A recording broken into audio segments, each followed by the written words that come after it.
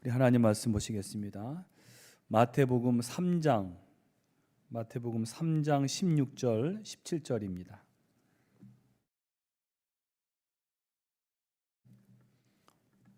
마태복음 3장 16절로 17절. 두 절 말씀입니다. 두 절 말씀 우리 같이 함께 한 목소리로 같이 읽겠습니다. 3장 16절로 17절입니다. 같이 읽습니다. 예수께서 세례를 받으시고 곧 물에서 올라오실새 하늘이 열리고 하나님의 성령이 비둘기같이 내려 자기 위에 임하심을 보시더니 하늘로부터 소리가 있어 말씀하시되 이는 내 사랑하는 아들이요 내 기뻐하는 자라 하시니라. 아멘. 할렐루야. 오늘 이렇게 수요일 저녁에 하나님의 귀한 전에 나오셔서 함께 말씀을 나누시는 여러분들을 축복합니다. 아멘. 우리 옆 사람과도 한번 이번에 우리가 축복의 언어를 배우니까요. 옆에 사람 보시면서 주님이 당신을 축복하시기를 원합니다. 서로 우리 축복하겠습니다.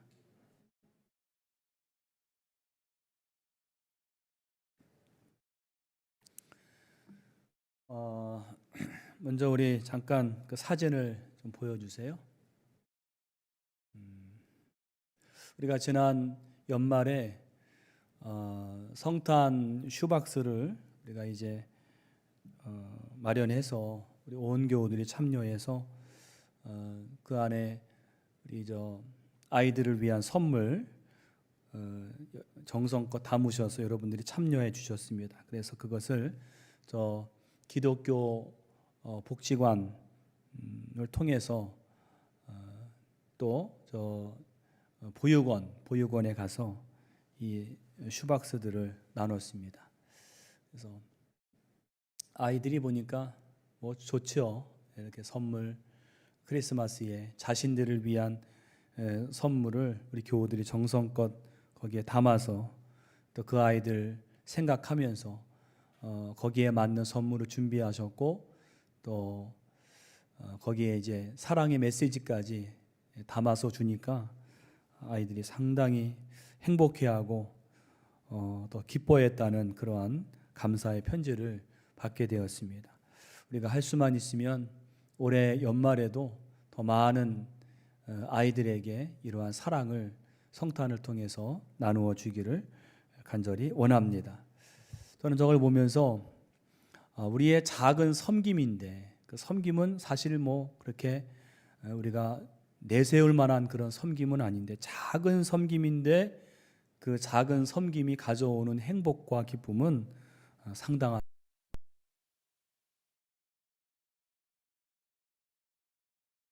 그래서 오늘은 우리가 이 섬김과 축복에 대해서 좀 말씀을 나누기를 원하는데요. 먼저 다른 사람을 섬기는 가장 좋은 수단은 축복이다.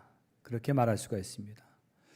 우리가 여러 가지로 섬길 수가 있죠. 아까 보여드린 대로 선물을 가지고 정성껏 준비해서 다른 사람에게 주는 것도 섬김인데 사실은 가장 손쉽게 다른 사람을 섬길 수 있는 게 뭐냐? 축복이라는 거예요. 블레싱. 근데 아이러니한 것은 가장 손쉽게 할 수 있음에도 가장 잘 하지 않는 섬김이 이 또 축복인 것 같아요.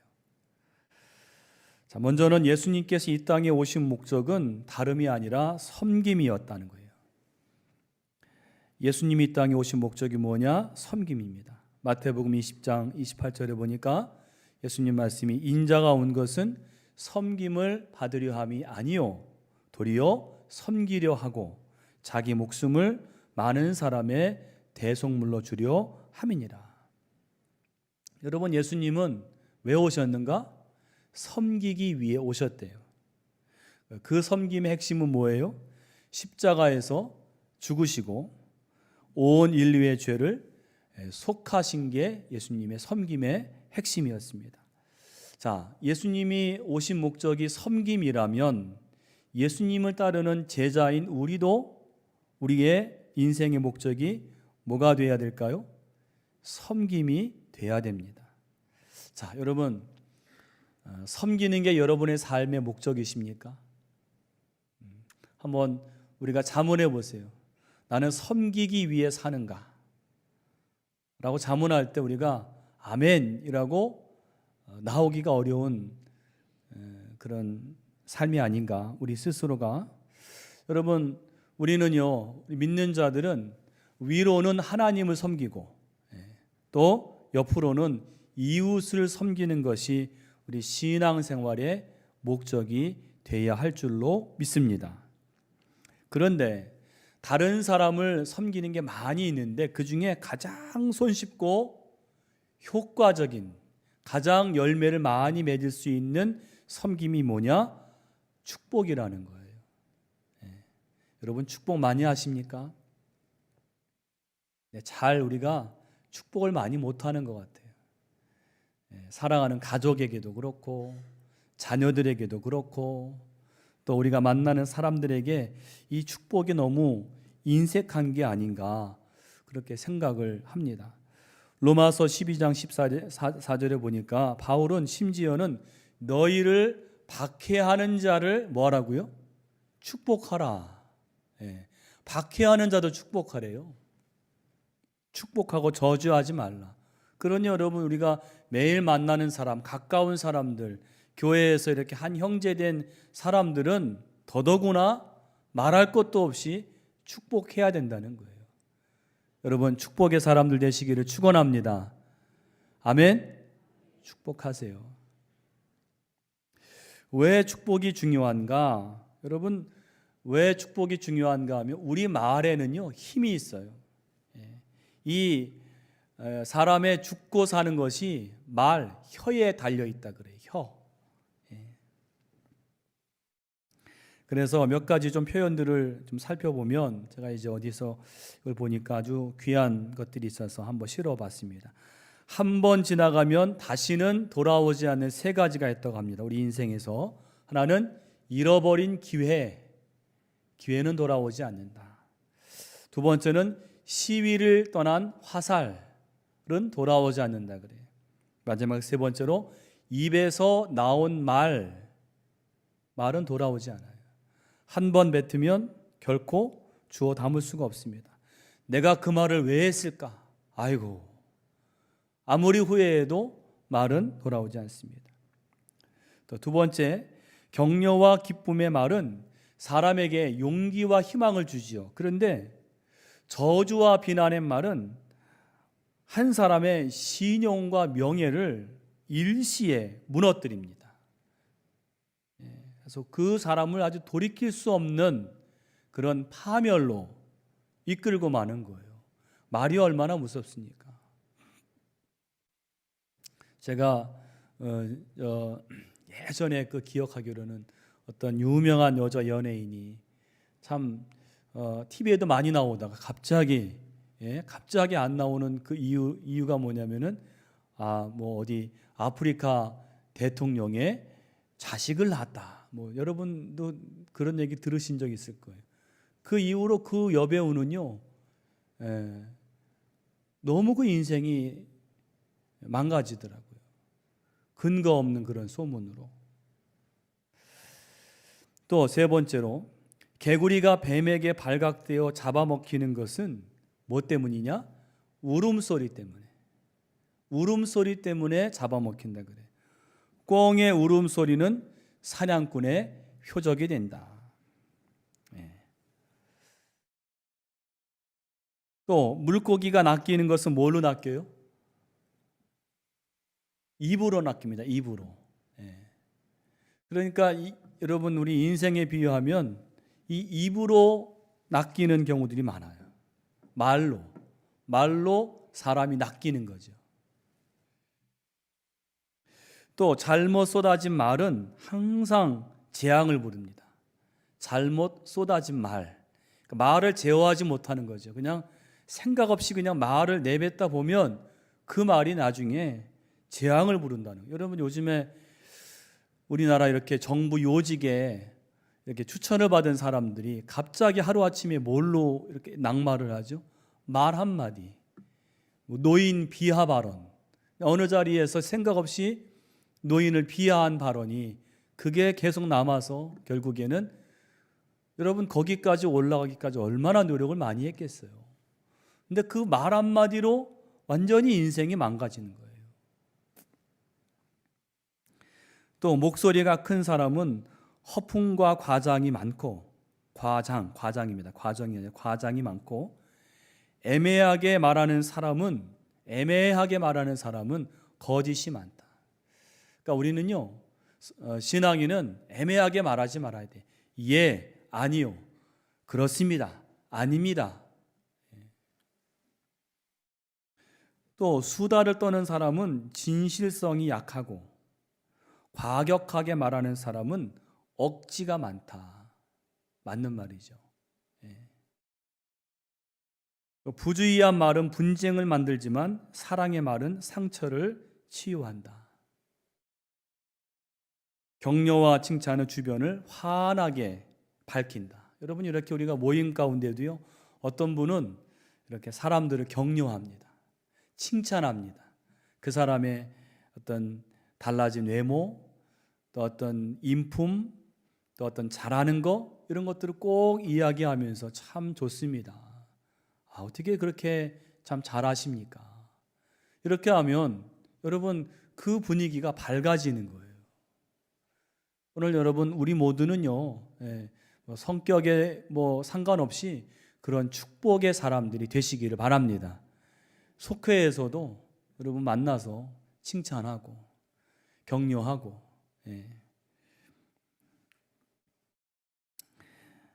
논어의 안연 편이라는데 보니까 사불급설, 이 사라는 것은 네 마리가 끄는 수레인데, 네 마리가 끄는 수레도 혀에는 미치지 못한다.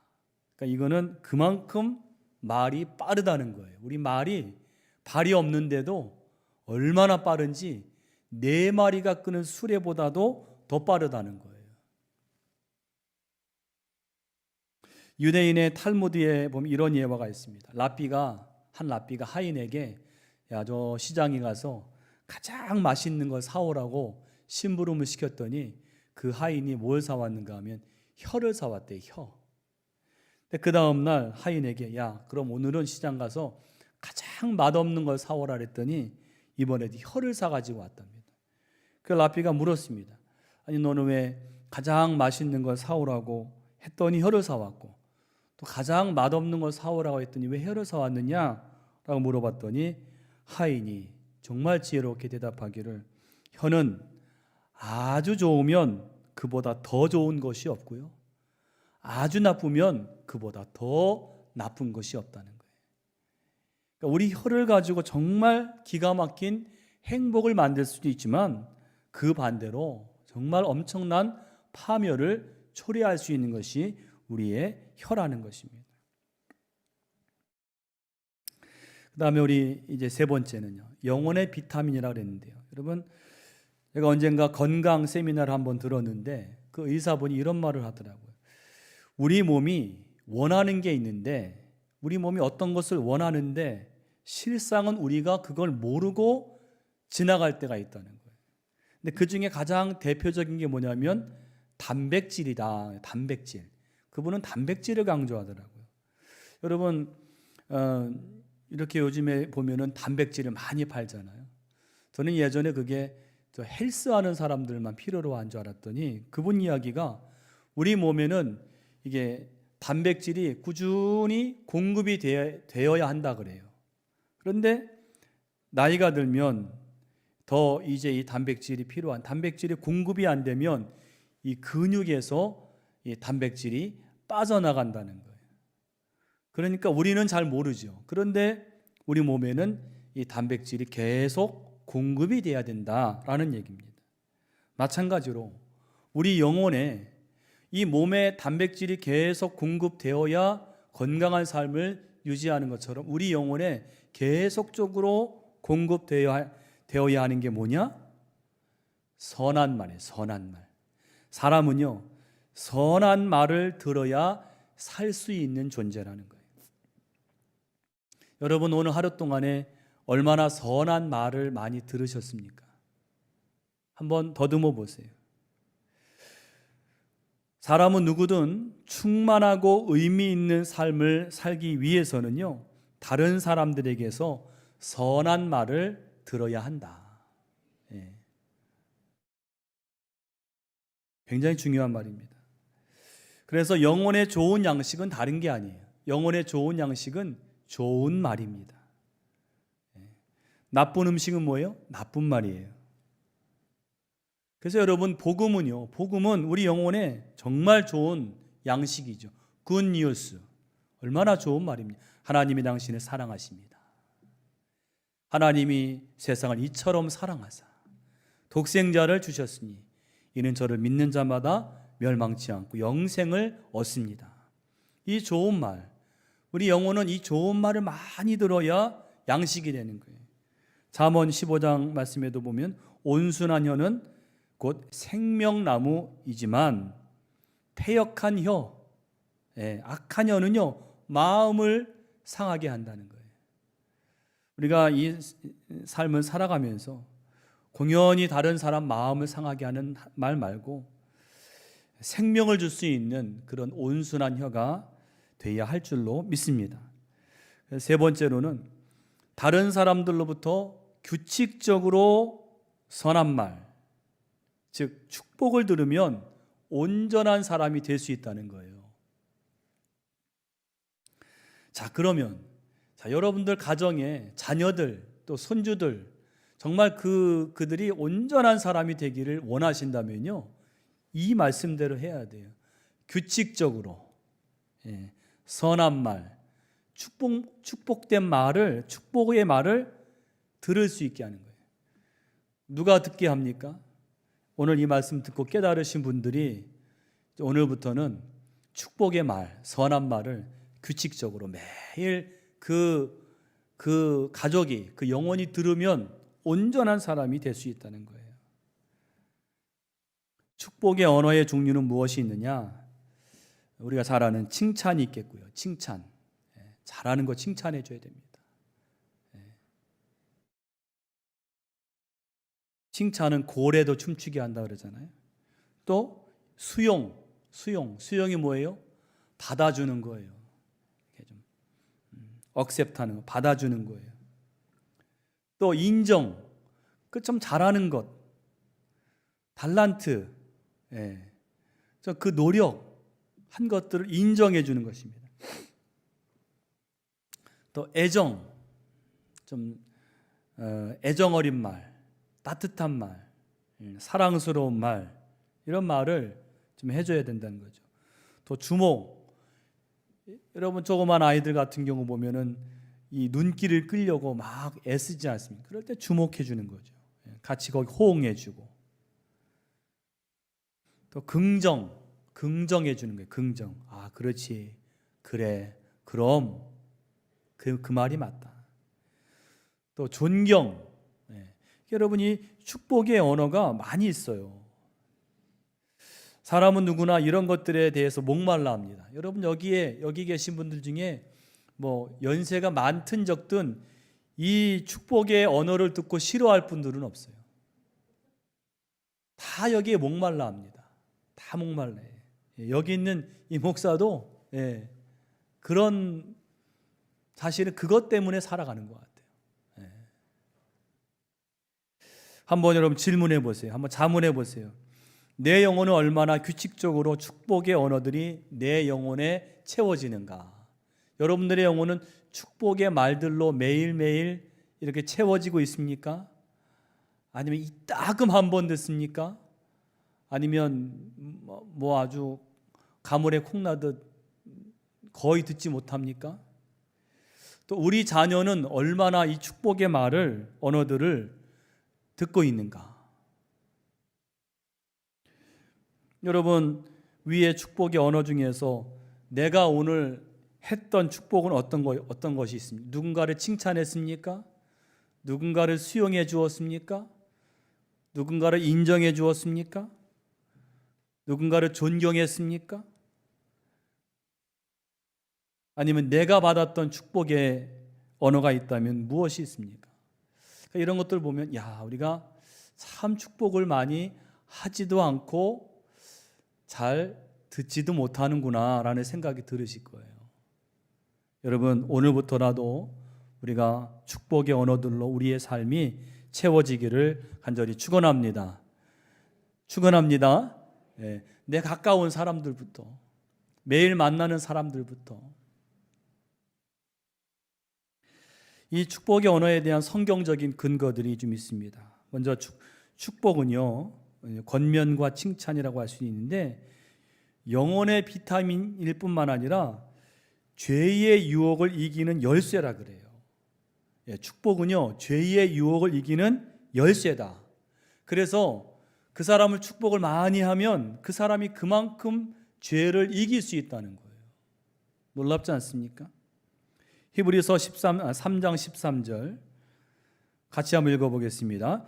오직 오늘이나 일컫는 동안에 매일 피차 권면하여 너희 중에 누구든지 죄의 유혹으로 완고하게 되지 않도록 하라. 아멘. 여러분, 우리가 죄의 유혹으로부터 죄의 유혹에 빠지지 않는 것은 우리 모든 신앙인들의 바람이죠. 중요한 부분이죠. 주기도문에도 시험에 들게 하지 마옵시고. 문제는 우리가 다 원하지만 잘 안 돼요. 마음으로는 결심도 하고 다짐도 하지만은 이 죄의 유혹에 잘 빠지고 맙니다. 그런데 이 죄의 유혹을 이기는 강력한 처방이 있는데 그게 뭐냐? 바로 이 권면, 축복하고 격려하는 거예요. 칭찬하는 거예요. 피차 권면하라. 피차 권면하라. 여러분, 권면 많이 하십니까? 권면도 해야 돼요. 여러분 자녀들도 영적인 권위를 갖고 권면을 해야 됩니다. 저도 이렇게 이제 제 어머님과 통화를 자주 하는데 어떤 때 이제 그런 말씀하세요. 어머니로서 할 수 있는 얘기죠. 기도 많이 하라고. 또 최선을 다하라고. 길게 하지 않으세요. 짧게 한마디 하시는데 그 말이 굉장히 무게감이 있어요. 그래야지. 내가 기도 많이 해야지. 최선을 다해야지. 성실해야지. 이런 권면들이 우리 삶에 좀 있어야 됩니다. 특히 부모님들이 자녀들에게 이런 권면이 있어야 돼요. 여기서 중요한 말이 피차라는 건 서로예요. 서로. 우리 성도는요, 서로. 신앙생활은 결코 혼자 하는 게 아닙니다. 최근에 어떤 사람들은 많은 사람들이 나와 하나님과의 관계가 중요하니까 굳이 교회에 나가야 되나? 그래서 교회 안 나가는 사람들이 있어요. 전보다 더 많이 늘어난 것 같아요. 코로나 지나면 더 그렇게 된 것 같아요. 왜냐하면 인터넷으로 아주 뛰어난 설교들을 많이 들을 수 있잖아요. 그러니까 더 교회에 나갈 필요가 없다고 생각하는데 이건 굉장히 우려스러운 상황입니다. 근데 또 정말 신앙생활 제대로 하는 분들은 이게 인터넷으로만 설교를 들어서는 이건 신앙생활이 안 된다라고 깨닫고 돌아오는 분들이 많아요. 근데 여러분, 나홀로 신앙이 이게 위험한 생각인데, 왜냐하면 여러분, 우리 신앙은 우리가 성도가 서로 교제할 때 얻는 은혜와 유익이 있어요. 이게 단지 설교만 들어서 얻는 은혜가 있는 게 아니라 성도와 성도가 이게 교제할 때, 사랑을 나눌 때 서로 이렇게 뭔가 이렇게 상호작용을 할 때 얻는 은혜와 유익이 있어요. 성경 말씀은 보라, 형제가 연합하여 동거함이 어찌 그리 선하고 아름다운가, 그렇게까지 말씀합니다. 또 나홀로 신앙은요, 마귀의 표적이 됩니다. 그러니까 마귀가 공격할 때 막아낼 수가 없다는 거예요. 그 대표적으로 여러분 엘리야는 여러분 잘 아시죠? 구약의 대표적인 예언자인데 그가 갈멜산에서 850명의 우상 숭배자들을 상대로 이겼잖아요. 아주 큰 승리를 거두었어요. 850명을 다 처단했어요. 그런데 그 아합의 왕비 이세벨이 전가를 보내죠. 네가 오늘 그 처단한 그들처럼 너도 내일 그렇게 되리라. 그 말을 듣고 이 엘리야가 광야로 도망을 가지 않습니까? 그 로뎀나무 아래서 뭐라 그럽니까? 내 생명을 거두어 주옵소서. 족합니다. 여러분, 왜 이 엘리야가 이렇게까지 되었을까요? 그렇게 믿음의 용장인데, 거장인데 왜 그렇게 절망하고 좌절하고 그렇게 되었을까요? 그거는요, 이 엘리야가 한 가지 생각이 있었는데, 우리 말씀 같이 한번 읽어보겠습니다. 시작. 그가 대답하되 내가 만군의 하나님 여호와께 열심히 유별하오니 이는 이스라엘 자손이 주의 언약을 버리고 주의 제단을 헐며 칼로 주의 선지자들을 죽였음이오며 오직 나만 남았거늘 그들이 내 생명을 찾아 빼앗으려 하나이다. 아멘. 여기 엘리야가 뭐라고 하는가 하면, 여러분, 아합 시대에 선지자들을 많이 죽였어요. 그래서 오직 지금 나 혼자 남았습니다. 나 혼자입니다. 이제 자기 혼자라는 생각에 빠졌어요. 외로운 거예요. 그래서 절망하고 좌절한 나머지 그가 로뎀나무 아래에서 생명을 거두어 달라고 그렇게 기도한 거예요. 그때 하나님께서 천사를 보내셔서 그를 일으키셨죠. 마귀의 표적이 되었던 엘리야를 다시 물을 먹이시고 떡을 먹이시고 호렙으로 인도하셔서 다시 그에게 뭐라고 하시는가 하면, 내가 바알에게 무릎 꿇지 아니한 7,000명을 남겨두었다. 그렇게 말씀을 하시는 겁니다. 여러분, 이 마귀의 시험과 유혹을 이기려면 혼자가 아니라 성도 간에 서로 권면하고 교제하고 다른 사람의 신앙을 보고 배우고 또 도전을 받고 권면하고 기도하는 그런 것들이 얼마나 큰 힘이 되는지 모릅니다. 여러분, 그래서 우리가 은혜 받는 데는요, 주일날 와서 예배하는 것뿐만 아니라 속회로 모여서 은혜를 나눠야 돼요. 내가 받은 은혜도 나누고 또 다른 사람이 받은 은혜도 같이 보면서, 아, 나도 저렇게 해야 되겠구나. 서로 지지해주고 격려해주고. 그 다음에 여러분, 두 번째는요, 축복, 즉 칭찬과 격려가 마귀의 유혹을 이기는 능력이 된다는 거예요. 이게 어떻게 이렇게 되느냐? 어떻게 축복이 마귀의 유혹을 이기는 능력이 되느냐? 그것은요, 거기 제가 적어놨습니다. 축복, 즉 칭찬과 격려는요, 우리 영혼 속에 잠재되어 있던 하나님의 거룩한 성품을 이끌어내는 거예요. 우리가 여러분 이렇게 칭찬과 격려를 받으면 내 속에 잠자고 있던 하나님의 거룩한 성품이 일깨워집니다. 아, 그래, 내가 하나님의 뜻대로 살아야지. 그래서 죄의 유혹을 물리치고 선하고 거룩한 것을 택할 수가 있다는 거예요. 그래서 여러분, 우리가 만날 때마다 하나님의 말씀으로 권면하고 축복하는 거예요. 이 원리를 실제 목회에 적용한 사람이 누구냐면 사도 바울입니다. 여러분, 사도 바울은 그 전도 여행 3차에 걸쳐서 그 소아시아, 저 마게도냐, 고린도 다니면서 교회를 많이 세우지 않았습니까?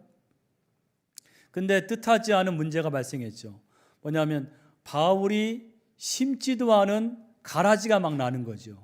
그 교회들에서 바울은 복음을 심었는데 아니 이상한 다른 복음이 나타나는 거죠. 예수로만 구원을 받는다고 했더니 이 유대인들이 예수로 구원받는 것도 필요하지만 율법을 또 지켜야 된다, 이런 이 거짓된 복음을 자꾸 말하는 거죠. 또 거기에 교회에 사랑을 심었는데 사랑을 심었더니 분열이 막 나오는 거예요. 분열. 그 대표적인 교회가 고린도 교회입니다. 고린도 교회는 굉장히 은사가 많고 아주 거기에 좋은 게 많이 있었지만 그들은 분열이 되었어요. 그래서 이 사도 바울이 고린도 교회에 편지를 보낸 게 고린도전서인데, 이 바울은요, 이 고린도전서 편지를 보낼 때 맨 처음을 보니까 사실은 하고 싶은 말이 많아요. 분열하지요. 막 이상한 이 음란한 그런 것들이 들어왔죠. 그래서 이 고린도 교회는 책망할 게 많은데 이 편지를 시작할 때 뭐로 시작하는가 하면 편지를 시작할 때 일단은 축복하고 감사하고 칭찬하는 걸로 시작을 하는 거예요. 여러분 여기 말씀을 보세요. 이 고린도전서 1장의 말씀인데 한번 같이 읽어보겠습니다. 하나님의 뜻을 따라 그리스도 예수의 사도로 부르심을 받은 바울과 형제 소스데니는 고린도에 있는 하나님의 교회 곧 그리스도 예수 안에서 거룩하여지고 성도라 부르심을 받은 자들과 또 각처에서 우리의 주 곧 그들과 우리의 주 되신 예수 그리스도의 이름을 부르는 모든 자들에게 하나님 우리 아버지와 주 예수 그리스도로부터 은혜와 평강이 있기를 원하노라. 그리스도 예수 안에서 너희에게 주신 하나님의 은혜로 말미암아 내가 너희를 위하여 항상 하나님께 감사하노니 이는 너희가 그 안에서 모든 일 곧 모든 언변과 모든 지식에 풍족함으로 그리스도의 증거가 너희 중에 견고하게 되어 너희가 모든 은사에 부족함이 없이 우리 주 예수 그리스도의 나타나심을 기다립니다. 주께서 너희를 우리 주 예수 그리스도의 날에 책망할 것이 없는 자로 끝까지 견고하게 하시리라. 아멘. 여러분 이 고린도전서 뒤에 가면 책망들이 나오거든요. 근데 처음부터 책망을 하는 게 아니에요. 여기 보니까 너희에게 은혜와 평강이 있기를 원하노라. 권면하는 거예요. 또 내가 너희를 위해 항상 하나님께 감사한다. 또 너희가 그 안에서 언변과 모든 지식에 풍족함으로 야 너희는 참 지식이 많아. 언변이 참 풍족해. 또 너희가 모든 은사에 부족함이 없이 너희는 참 은사가 많아. 일단 칭찬부터 격려부터 권면부터 깔고 나서 그 다음에 가면은 이제 막 책망을 하는 거죠. 여러분 이걸 보면 여러분 이 축복은요 죄의 유혹을 죄악의 권세를 이길 수 있는 그러한 능력이 된다는 거예요. 여러분 많이 축복하시기를 간절히 축원합니다. 우리 가족들, 자녀들, 만나는 사람들 축복 많이 하시기 바랍니다. 두 번째로 예수님도 축복이 필요하셨다라는 거예요. 이게 무슨 말인가?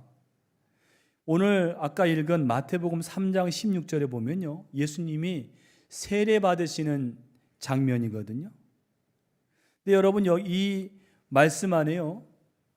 성부, 성자, 성령이 함께 다 나옵니다.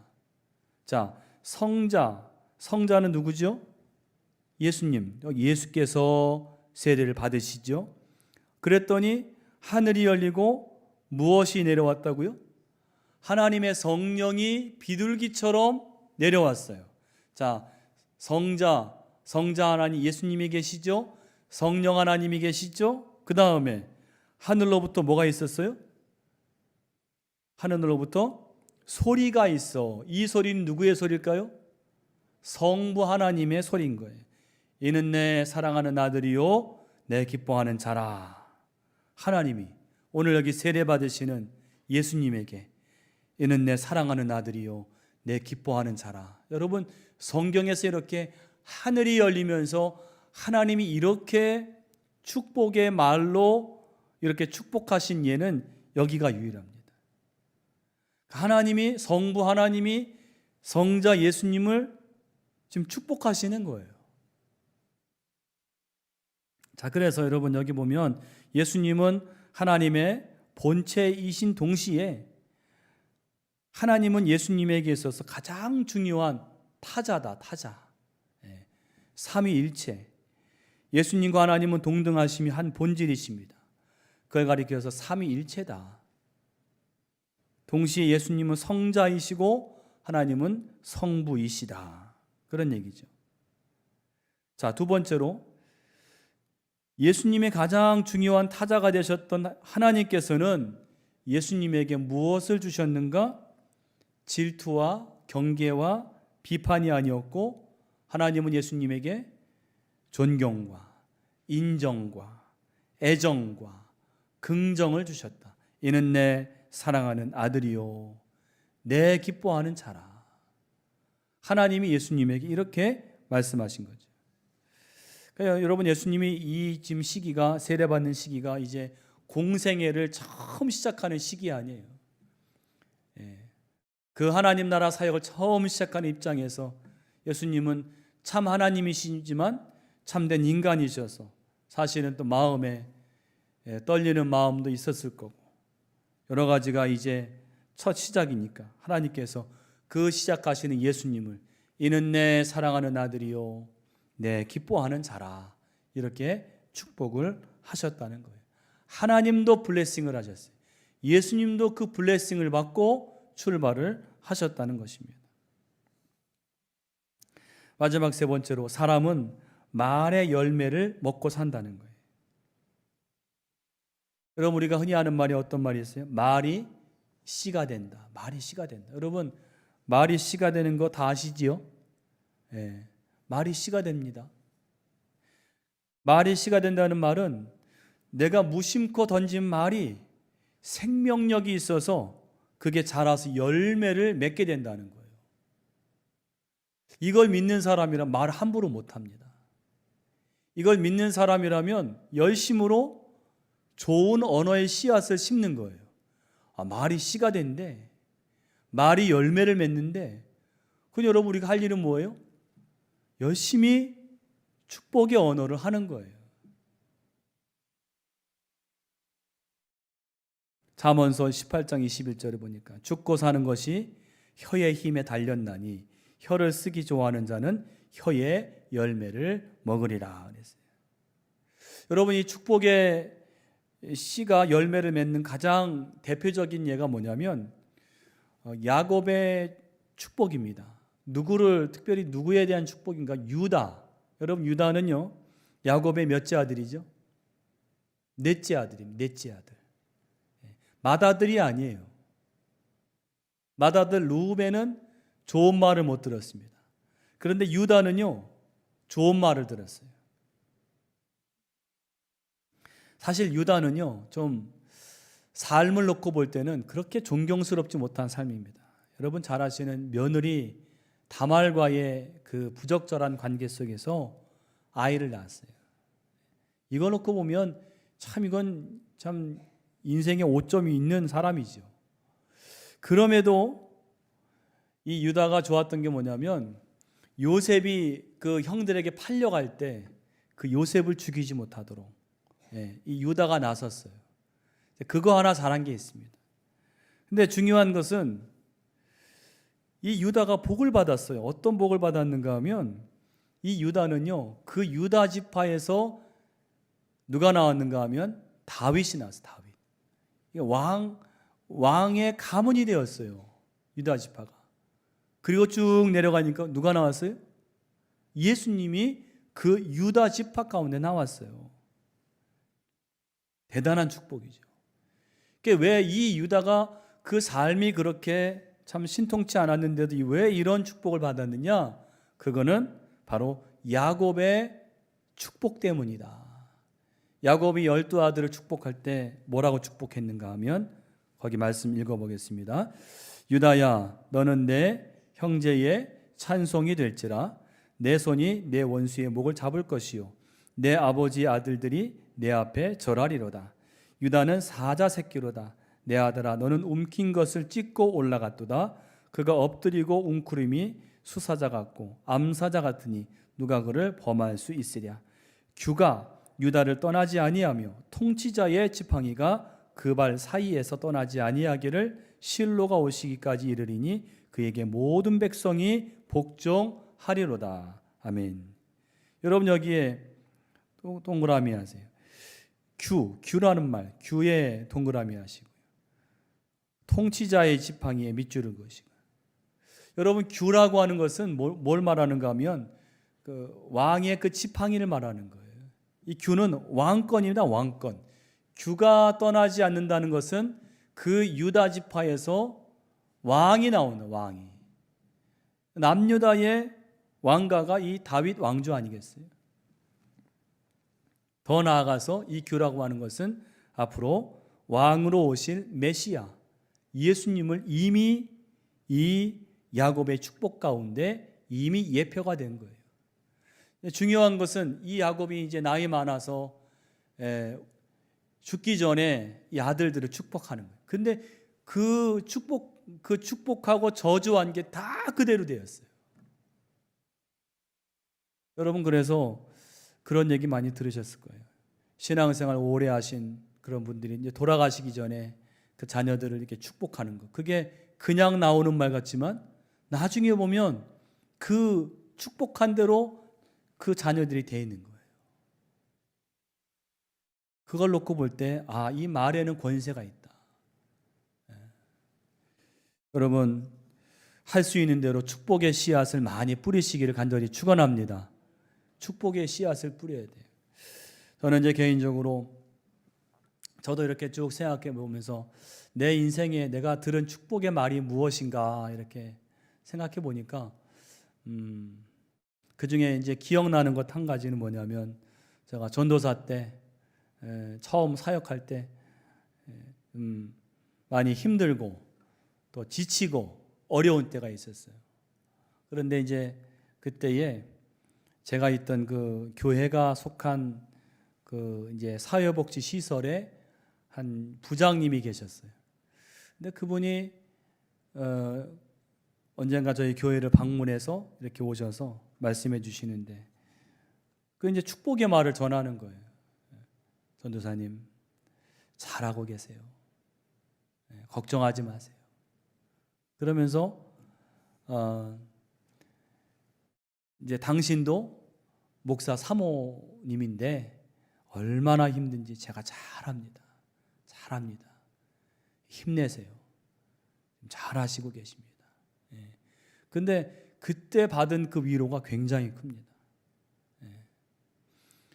지금까지도 그 위로와 축복이 잊혀지지가 않아요.